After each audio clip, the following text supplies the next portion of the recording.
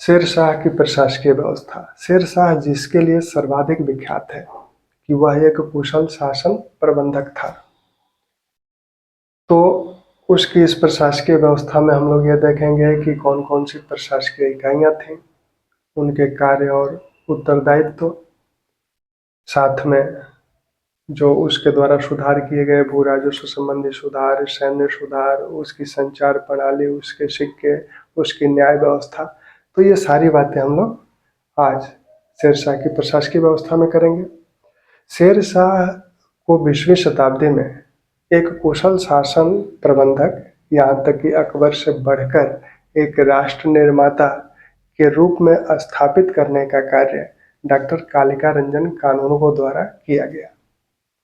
अब इस शेरशाह के इस प्रकार के व्यक्तित्व को स्थापित करने में डॉक्टर कानूनगो ने जिसको आधार बनाया वो किताब थी तारीख शेरशाही। अकबर के समय में अब्बास खां सरवानी द्वारा जो तारीख शेरशाही लिखी गई है, उसी के आधार पर उन्होंने शेरशाह के इस व्यक्तित्व का निर्माण किया। तो शेरशाह की जो प्रशासकीय व्यवस्था है, प्रशासकीय व्यवस्था, तो इसमें सबसे पहले हम लोग उसके प्रशासकीय इकाइयों को देखें। शेरशाह ने एक केंद्रीकृत शासन प्रणाली की स्थापना की, और केंद्रीकृत शासन प्रणाली की सबसे प्रमुख विशेषता यह होती है कि समस्त महत्वपूर्ण निर्णय एक ही केंद्र से लिए जाएंगे, और वह एक केंद्र सुल्तान है। तो उसने केंद्रीकृत शासन प्रणाली की स्थापना की, जिसमें प्रशासन को चलाने के लिए विभिन्न प्रशासकीय इकाइयों का गठन किया गया। तो इसमें केंद्र, केंद्र के नीचे प्रांत, प्रांत के नीचे जिला, जिला के नीचे परगना, और सबसे निचली इकाई गांव है। ठीक, प्रांत को इक्ता या सूबा बोला जाता था, इक्ता या सूबा बोला जाता था। जिला को सरकार बोला जाता था, परगना को सिख बोला जाता था, और गांव सबसे निचली इकाई थी। अब इस केंद्रीय शासन पर, इस केंद्रीकृत शासन प्रणाली में केंद्र की बहुत महत्वपूर्ण भूमिका है। तो केंद्रीय शासन में कौन कौन से विभाग थे, इसको देखा जाए तो केंद्रीय शासन में सुल्तान, जो कि साम्राज्य का केंद्र है। इतिहासकारों का मानना है कि केंद्रीय शासन प्रणाली में कम से कम 4 विभाग रहे होंगे: दीवाने विजारत, दीवाने अर्ज, दीवाने इंसा, दीवाने रसालत। तो 4 विभागों की जो बात की जाती है, दीवाने विजारत, विजारत, दीवाने, दीवाने अर्ज, दीवाने इंसा, दीवाने इंसा, और दीवाने रसालत, रसालत। डॉक्टर आशीर्वादीलाल श्रीवास्तव का कहना है कि 2 विभाग और थे, दीवाने कजा और दीवाने बरीद, दीवाने बरीद। दीवाने विजारत का मतलब है वित्त विभाग, वित्त विभाग। दीवाने अर्ज सैन्य विभाग था। दीवाने इंसा केंद्रीय सचिवालय था, केंद्रीय सचिवालय था। दीवाने रसालत विदेश विभाग था। दीवाने कजा न्याय विभाग था, और दीवाने बरीद गुप्तचर विभाग था, गुप्तचर विभाग था। इन विभागों के जो प्रमुख थे वो एक तरह से शेरशाह के आदेश पालन करता थे। समस्त प्रमुख निर्णय समस्त विभागों के वो शेरशाह द्वारा ही लिया जाता था। शेरशाह ने एक केंद्रीकृत शासन प्रणाली स्थापित की थी। ठीक, अब केंद्र के नीचे जो प्रशासकीय इकाई है वो है प्रांत। तो प्रांत के संदर्भ में विद्वानों के भिन्न भिन्न मत हैं। जैसे डॉक्टर कालिका रंजन कानूनगो का कहना है कि प्रांत जैसी कोई प्रशासकीय इकाई शेरशाह के समय नहीं थी, और प्रांत यानी इक्ता या सूबा जिसे कहा जाता था, वहाँ सूबेदार या इक्तेदार की नियुक्ति होती थी। तो जब प्रांत नहीं था तो सूबेदार की नियुक्ति नहीं होती थी। लेकिन डॉक्टर परमात्मा शरण जैसे विद्वानों का मानना है कि ऐसा नहीं है। शेरशाह की प्रशासकीय व्यवस्था में प्रांत जैसी प्रशासकीय इकाई है और उसके कई उदाहरण मिलते हैं। तो प्रांत जैसी प्रशासकीय इकाई के जो उदाहरण हैं, जिसमें पंजाब में या फिर मालवा में या फिर राजपूताना मारवाड़ में। पंजाब में हैबत खां की नियुक्ति की गई थी, मालवा में शुजात खां की नियुक्ति की गई थी, मारवाड़ में ख्वास खां की नियुक्ति की गई थी, ख्वास खां की नियुक्ति की गई थी। तो इन सब की नियुक्ति सूबेदार के रूप में ही की गई थी। यहाँ तक कि बंगाल में भी शुरू में खिज्र खां की नियुक्ति की गई थी। बंगाल में भी शुरू में खिज्र खां की नियुक्ति की गई थी, सूबेदार के रूप में नियुक्ति की गई थी। और ये जो सूबेदार होते थे ये सैन्य अधिकारी होते थे। इनके पास एक बड़ी सेना होती थी। इस सेना की सहायता से ये अपने प्रांत में शांति व्यवस्था स्थापित करते थे।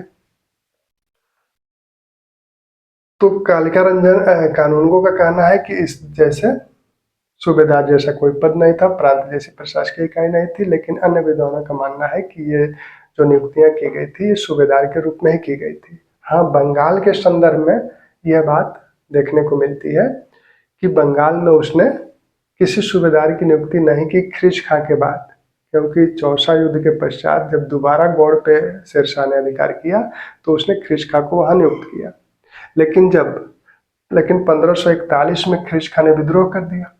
पंजाब से शेरशाह को इस विद्रोह के दमन के लिए 1541 में आना पड़ा और उसने खिज्र खां को पराजित करके बंदी बना लिया और तब यह निर्णय लिया कि बंगाल में अब किसी सूबेदार की, किसी सैन्य अधिकारी की नियुक्ति नहीं की जाएगी। तो उसने बंगाल को 19 सरकारों में बांट दिया, 19 जिलों में बांट दिया। और चूंकि सरकार का क्षेत्र छोटा होता है तो वहाँ जो अधिकारी नियुक्त किए गए जिन्हें सिकदार कहा गया, तो सिकदारों की नियुक्ति की गई। तो उस छोटे क्षेत्र की शांति व्यवस्था बनाए रखने के लिए एक छोटी सेना की आवश्यकता थी। तो उनके पास एक छोटी सेना होती थी और उस छोटी सेना के बल पे वो विद्रोह कर नहीं सकते थे।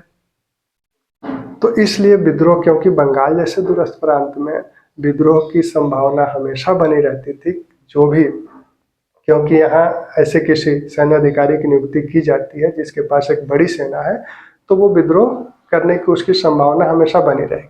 तो उसने सोचा कि ऐसे किसी अधिकारी की नियुक्ति ही न की जाए यहाँ जिसके पास एक बड़ी सेना हो। सिकदारों के पास छोटी सेना है, उस छोटी सेना को लेकर वो विद्रोह कर नहीं पाएंगे। और सिकदारों में समन्वय आदि बनाने के लिए उसने एक अलग पद का गठन किया बंगाल में, अमीन बंगला। तो उस पद पे जिसको पदारूढ़ किया गया, जिसको वह पद दिया गया, वह असैन्य अधिकारी होता था। ये फौजदार सैन्य अधिकारी है और अमीन बंगला असैन्य अधिकारी है, उसके पास एक बड़ी सेना है नहीं, तो उस विद्रोह करेगा कैसे। तो बंगाल में उसने ये व्यवस्था नहीं रखी थी, लेकिन अन्य जगह प्रांत और सूबेदार के रूप में नियुक्तियां, प्रांतों में सूबेदारों के रूप में नियुक्तियां हुई थी। अब प्रांत के बाद की जो प्रशासकीय इकाई है वो है आपकी सरकार। सरकार में 2 अधिकारियों की नियुक्ति होती थी। एक तो जो सिकदारे सिकदारान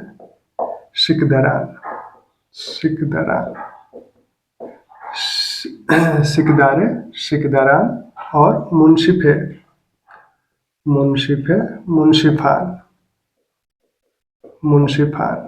तो सिकदारान और मुंशिफान, ये 2 अधिकारी सरकार में नियुक्त किए जाते थे। यह एक सैन्य अधिकारी होता था। इसके पास एक छोटी सेना होती थी जिसकी सहायता से यह सरकार में शांति व्यवस्था बनाए रखता था।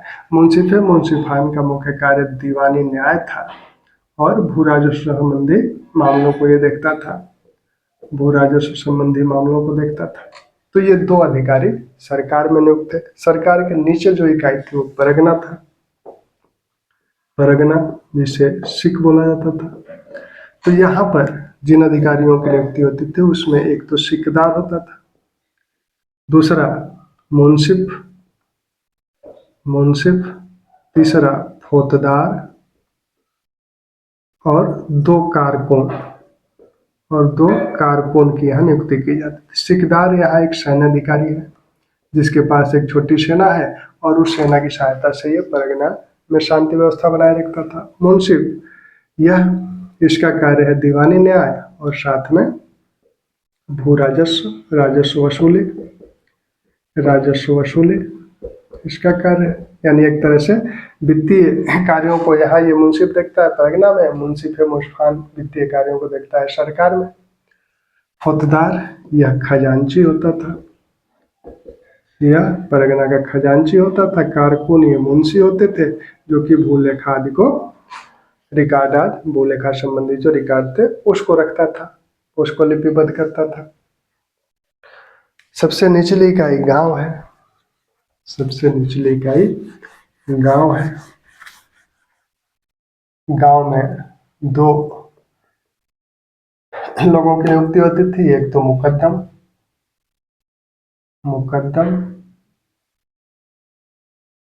और दूसरा पटवारी। मुकद्दम यानी गांव का मुखिया होता था या गांव में शांति व्यवस्था बनाए रखता था। पटवारी जो है वो भूमि के उपज फसल आदि का रिकॉर्ड पटवारी द्वारा रखा जाता था। तो ये तो शेरशाह की प्रशासकीय व्यवस्था में मौजूद प्रशासकीय इकाइयां, उनके कार्य और उत्तरदायित्व थे। अब शेरशाह का सबसे महत्वपूर्ण जो कार्य है वो भू राजस्व संबंधी है।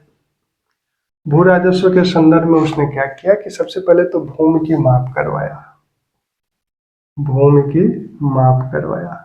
और भूमि की माप का जो पैमाना था वो गजे सिकंदरी जो पैमाना था उससे उसने भूमि की माप करवाया। भूमि की माप अहमद खान द्वारा कराई गई थी। अब भूमि की माप करवाई गई, उसके बाद भूमि का वर्गीकरण किया गया। 3 वर्गों में भूमियां बांटी गई, उत्तम, मध्यम और निकृष्ट यानी खराब। उत्तम, मध्यम और निकृष्ट 3 कोटियों में उपज के आधार पर भूमियों को 3 कोटियों में बांटा गया। प्रत्येक वर्ष भूमि की माप कराई जाती थी। माप का पैमाना था गजे सिकंदरी, अहमद खान द्वारा माप कराई गई थी। पहले भूमि को 3 वर्गों में बांटा जाता था, उत्तम, मध्यम और खराब। और जो कर निर्धारित किया जाता था वो जो भूमि थी उसके उत्पादन का 1/3 भाग भूमि कर के रूप में, भू कर के रूप में लिया जाता था। उत्पादन का 1/3 भाग। ठीक है। रई जो कि फसली दर थी, रई फसली दर की सूची, इसी के आधार पर यह 1/3 भाग निर्धारित किया जाता था। भिन्न भिन्न फसलों की जो दर की सूची थी उसी के आधार पर उत्पादन का 1/3 भाग भूमि कर के रूप में लिया जाता था। लेकिन मुल्तान में भूमि कर 1/4 भाग लिया जाता था। भूमि की माप साम्राज्य में सभी जगह नहीं कराई गई थी। मुल्तान में भूमि की माप नहीं हुई थी, मालवा में नहीं हुई थी और पश्चिमी पंजाब में भूमि की माप नहीं कराई गई थी। साम्राज्य के अन्य शेष भागों में भूमि की माप कराई गई थी। उस आधार पर 1/3 भाग भूमि कर के रूप में लिया जाता था। उत्पादन का 1/4 भाग मुल्तान में लिया जाता था। ठीक। इसके अलावा अन्य जो कर थे, जैसे भूमि की माप जो कराई गई तो माप कराने के लिए जरीबाना नामक एक कर लिया जाता था। उत्पादन का 2.5% ही होता था। फिर जो अधिकारी भू कर को वसूलते थे तो उनके लिए कर लिया जाता था महाशिलाना। यह उत्पादन का 5% होता था। और एक आपात कर लिया जाता था जो कि उत्पादन का 2.5% होता था। जरीमाना भूमि मपाई के शुल्क के रूप में लिया जाता था 2.5%। महाशिलाना भूमि की वसूली के संदर्भ में अधिकारियों आदि के व्यय को निकालने के लिए ये लिया जाता रहा होगा जो कि उत्पादन का 5% होता था। और आपात कर यानी अकाल आदि जब पड़े तब कृषकों को खाद्यान्न अनाज उपलब्ध कराया जा सके, इसलिए एक तरह से ये 2.5% लिया जाता था जिसे कृषकों को बाद में लौटाया जाता था। ठीक। अब उसने पट्टा और कबूलियत, ये 2 चीजें, कबूलियत। पट्टा यह राज्य राज्य कृषक को देता था, कृषक को देता था। और कबूलियत के द्वारा कृषक कृषक जो है कृषक स्वीकार करता था कि हमें इतना भूमि कर देना है। पट्टा में क्या लिखा होता था? पट्टा में कृषक का नाम होता था, कृषक का नाम, भूमि, भूमि के प्रकार और कर की रकम या कर की मात्रा कितनी कर देनी है। तो ये सारा विवरण पट्टा में होता था। यह पट्टा राज्य किसान को देता था और किसान इस पट्टे को लेकर राज्य को कबूलियत देता था, यानी स्वीकार करता था कि हमें इतना, हमारी भूमि ये है, इतने प्रकार की है, इतना कर हमें देना है। तो पट्टा और कबूलियत, ये राज्य द्वारा पट्टा कृषकों को दिया जाता था और कृषक द्वारा राज्य को कबूलियत दिया जाता था। अब यह जो कर दिया जा रहा है, यह कर नगद में भी दिया जा सकता है या अनाज में भी दिया जा सकता है, लेकिन राज्य नकद को वरीयता देता था। कर नकद में भी दिया जा सकता था, अनाज में भी दिया जा सकता था, लेकिन राज्य नकद को वरीयता देता था। अब शेरशाह के जो सैन्य सुधार है, अच्छा, ये जो भू अभिलेख तैयार किए जाते थे, ये दो भाषाओं में तैयार किए जा रहे हैं, फारसी में भी और हिंदी में भी। तो जितने भी भू अभिलेख तैयार किए जाते थे शेरशाह के समय, वो दो भाषाओं में तैयार किए जाते थे, फारसी में भी और हिंदी में भी। सैन्य सुधार, सैन्य सुधार में उसने अलाउद्दीन की सैन्य प्रणाली को अपनाया, अलाउद्दीन का अनुकरण किया, अलाउद्दीन की सैन्य व्यवस्था का अनुकरण किया। उसने अपनी जो अफगानों की कबायली जो प्रणाली थी उसका त्याग कर दिया। अब सीधे सीधे सैनिकों की भर्ती की गई, सैनिकों की भर्ती की जाती थी। सैनिकों को नकद वेतन दिया जाता था, लेकिन सैन्य अधिकारियों को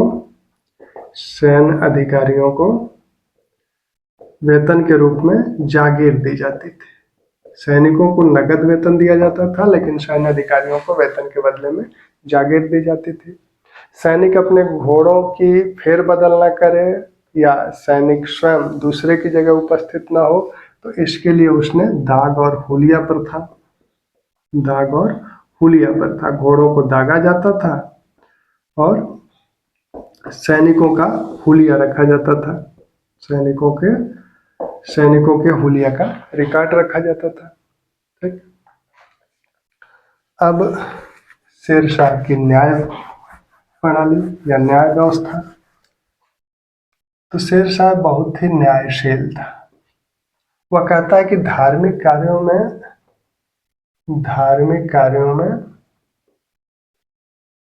में न्याय सर्वश्रेष्ठ है, न्याय को वह सर्वश्रेष्ठ मानता है। वह कहता है कि न्याय करना का मतलब अन्याय करना ही नहीं है, बल्कि निष्पक्षता और ईमानदारी का व्यवहार करना है। न्याय का मतलब अन्याय करना ही नहीं है, बल्कि निष्पक्षता और ईमानदारी का व्यवहार करना है।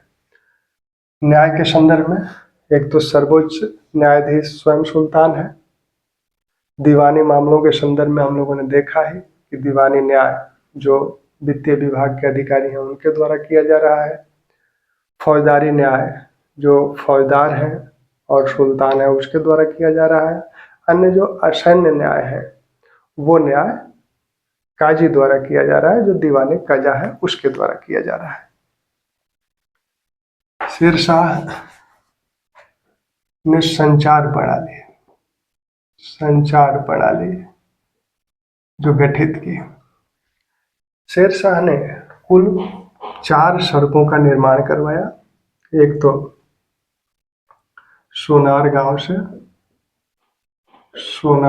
बंगाल के सोनार गांव से अटक, पश्चिम में अटक, पूरब में सोनार गांव से पश्चिम में अटक तक एक सड़क बनवाई, जो कि पहले उत्तरापथ हुआ करता था। इस सड़क को सड़क ए आजम कहा गया। सड़क ये आजम कहा गया उस समय, बाद में ये जीटी रोड बन गया, बाद में यही जीटी रोड बना। दूसरा, आगरा से बुरहानपुर, आगरा से बुरहानपुर। तीसरी सड़क आगरा से जोधपुर चित्तौड़ तक बनी, आगरा से जोधपुर चित्तौड़ तक बनी। चौथी सड़क लाहौर से मुल्तान, लाहौर से मुल्तान। अब इन सड़कों पर शेरशाह द्वारा कुल 1700 सराय बनवाए गए, 1700 सराय बनवाए गए।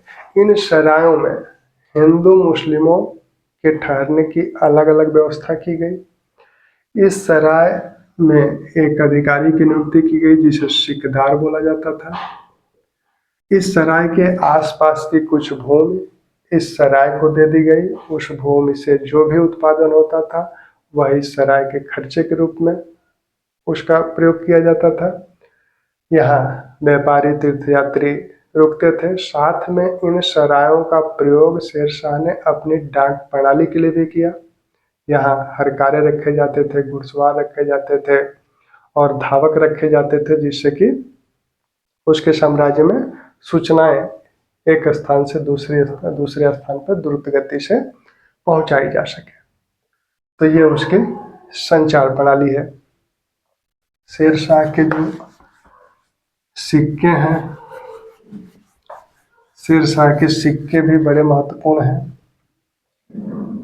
सिक्के, अब सिक्कों के संदर्भ में एक तो सोने के सिक्के, सोना का सिक्का, चांदी का सिक्का, तांबा का सिक्का।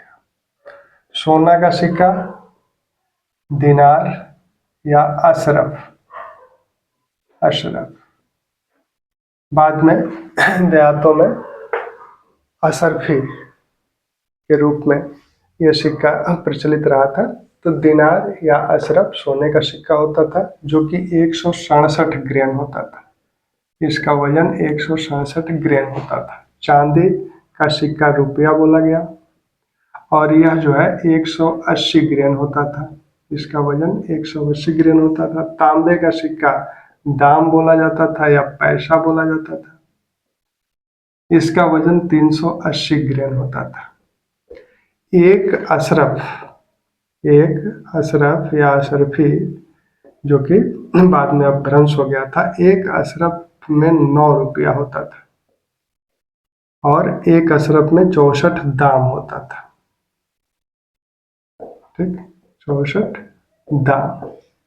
तो एक अशरफ में 9 रुपया होता था और एक अशरफ में 9 रुपया, रुपया जो होता था इनका, वह ये जो रुपया 167 ग्रेन होता था और यह जो है 180 ग्रेन रुपया होता था। अशरफ 167 ग्रेन, दाम 380 ग्रेन। एक अशरफ में 9 रुपया होता था, एक अशरफ में 64 दाम होता था और इस दाम के भी 1/2, 1/4, 1/8, 1/16 भाग के भी सिक्कों का प्रचलन इसके द्वारा करवाया गया था। कुल 23 टकसाल शेरशाह के साम्राज्य में थे। कुल 23 टकसाल शेरशाह के साम्राज्य में थे। इन सिक्कों पर उसने जो इस्लाम धर्म में जो खलीफाओं का उल्लेख किया जाता था अक्सर, तो इसने भी अपने सिक्कों पर खलीफाओं का उल्लेख करवाया था। अरबी और देवनागरी लिपि में इस पे लिपियां अंकित की गई थी। तो अरबी और देवनागरी में लिपि अंकित की गई थी। ठीक, तो ये शेरशाह के प्रमुख सिक्के हैं। शेरशाह द्वारा जो अन्य कार्य करवाया गया उसमें इसके द्वारा जो दुखी दरिद्र थे उनका एक रजिस्टर बनवाया गया और उन्हें वो समय समय पर सहायता उपलब्ध कराता था। साथ में राजधानी में हमेशा एक तरह से लोगों को भोजन आदि कराने के लिए, जिसमें 500 अशरफी वह प्रतिदिन व्यय करता था। न्याय के संदर्भ में बुधवार को वह प्रत्येक बुधवार को स्वयं न्याय के लिए बैठता था। शेरशाह द्वारा जो निर्माण कार्य करवाए गए, जिसमें स्थापत्य कला जो शेरशाह की है, तो स्थापत्य कला में उसने एक तो सहसाराम में अपना मकबरा बनवाया, जो कि एक तालाब में चबूतरे के बीच में है। और इस मकबरे के संदर्भ में कहा जाता है कि तुगलक कालीन जो भवन बने थे, तुगलक कालीन जो स्थापत्य बना था वह, और इसके समय में शेरशाह के समय के जो स्थापत्य के कार्य हुए थे, इन दोनों के बीच की कड़ी इसे माना गया। शेरशाह के जो मकबरा था वो तुगलक काल के और